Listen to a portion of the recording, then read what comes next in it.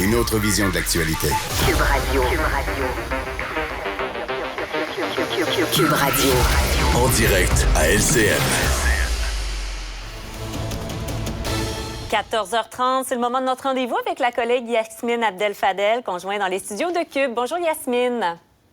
Bonjour Marianne. Parlons de ce bâillon pour faire adopter le projet de loi 15, même si, bon, les oppositions s'en offusquent. On vient de recevoir un communiqué également de la FIC, du syndicat des infirmières, qui dénonce donc qu'on utilise le bâillon. Penses-tu que les gens vont en tenir rigueur au gouvernement? Je pense pas. Puis je pense que le gouvernement, il s'est dit, je veux jouer le tout pour le tout. Ça peut pas aller pire que ce que c'est déjà. Puis ils veulent vraiment passer à autre chose.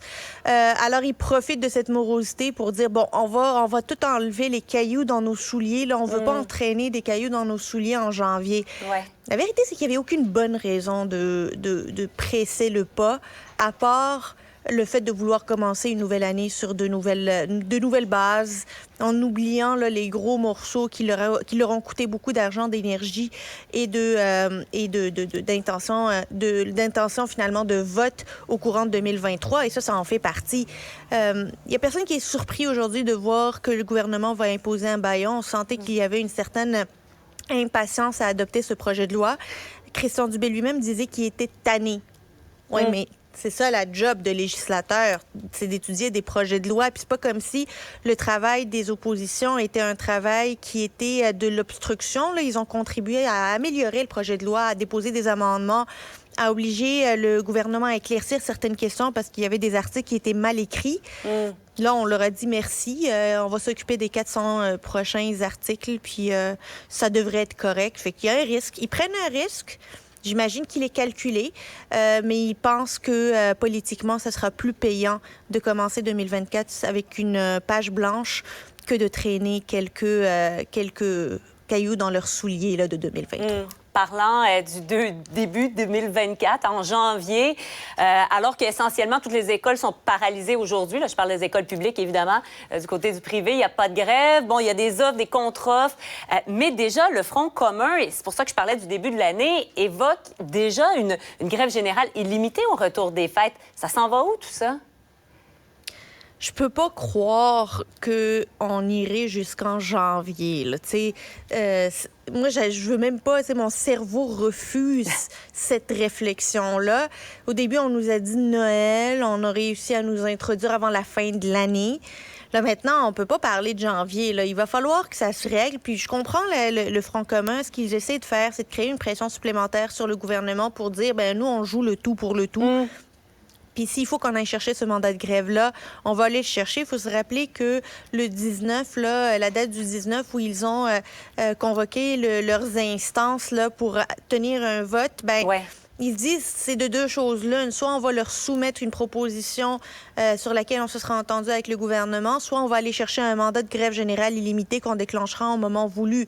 Fait qu'ils veulent un petit peu mettre le singe sur les épaules du gouvernement pour que celui-ci ouvre les cordons de la bourse, puis fasse des concessions sur la question de la flexibilité, de la souplesse et tout ce qu'on veut.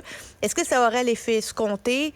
Je le sais pas, mais je pense que le gouvernement devrait tenir son bout parce qu'il y a la FAE aussi. Là, eux, ça fait plus de 2 semaines qu'ils sont en mandat de grève générale illimité. Puis à un certain moment, ça va commencer à grenouiller à l'interne, à demander à la FAE, là, les membres qui vont dire à leur syndicat, vous faites quoi là pour nous sortir de cette impasse-là? C'est-tu vrai que vous allez nous emmener jusqu'en janvier dans cette situation-là? Ça tiendra pas. Mais en même temps, est-ce que les syndicats n'ont pas un peu le beau rôle en se disant le gouvernement est un peu affaibli, on le voit au niveau de la satisfaction dans la population, donc c'est le moment ou jamais d'en profiter un peu et de faire valoir nos points et aller chercher ce qu'on est capable d'aller chercher? Est-ce qu'il n'y a pas un peu de ça?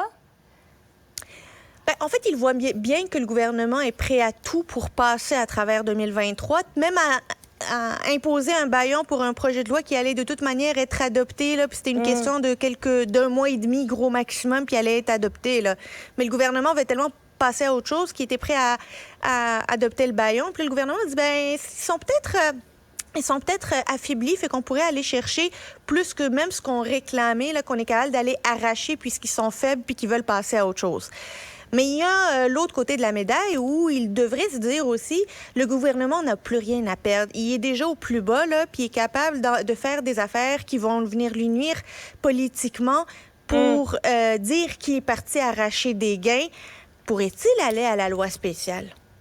Tu sais, par exemple, en Noël et jour de l'an, là, au moment où, si ça avance pas, puis qu'on commence à craindre pour la rentrée scolaire, est-ce que le gouvernement pourrait dire, vous savez quoi, je pense qu'on est rendu là. Là, c'est pas vrai qu'on va sacrifier le début 2024.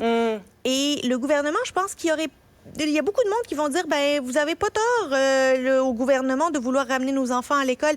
C'est un jeu dangereux auquel on a dit que c'était pas envisagé pour le moment. On a dit, en tout cas, le premier ministre a dit que ce n'est pas envisagé. Ce n'est pas envisagé jusqu'à ce que ça le devienne. Donc, jamais le gouvernement va annoncer ses couleurs au tout début. Mais tu sais, c'est pas envisagé. Puis à un certain moment, on ne peut pas accepter que nos enfants n'aillent pas à l'école. On ne peut pas tolérer ça plus longtemps. On ne tolérera pas en janvier que ça se fasse. Et ensuite, on va nous dire, ça prend ce que ça prend. Et malheureusement, ça prend une loi spéciale. À suivre. Merci beaucoup, Yasmine. Bonne fin de semaine à toi.